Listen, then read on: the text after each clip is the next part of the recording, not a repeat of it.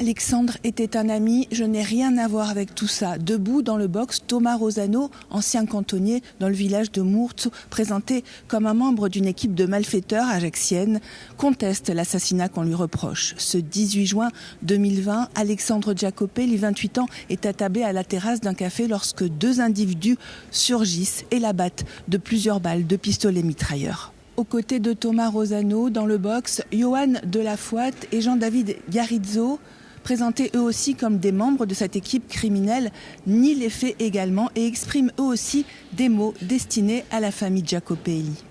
Il tenait tout naturellement à s'associer dès ses premiers mots à la douleur de la partie civile, dans la mesure où il est parfaitement étranger à ces faits. Aujourd'hui, après 5 ans d'instruction, il n'y a toujours pas de mobile et que lui, il s'étonne alors qu'il est ami avec la victime. Pourquoi il est renvoyé pour un assassinat de son ami qu'il estimait. Et c'est la raison pour laquelle, dès l'ouverture des débats, il a précisé ce passage-là. Présente dans la salle, la famille d'Alexandre Giacopelli n'a pas cru en ses déclarations. La famille, elle est outrée. Les 4 parties civiles que je représente, elles prennent ça.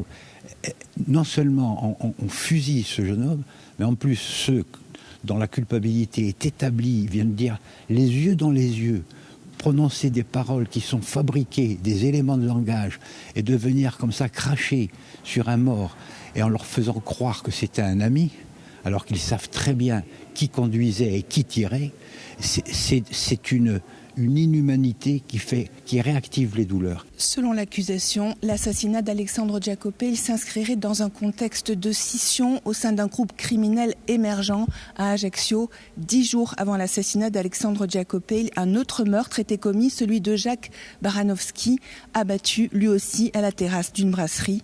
Ce procès de règlement de compte encore, c'est le premier à se tenir devant une cour d'assises spécialement composée de magistrats professionnels sans jurés spécialisés dans les affaires de criminalité organisée.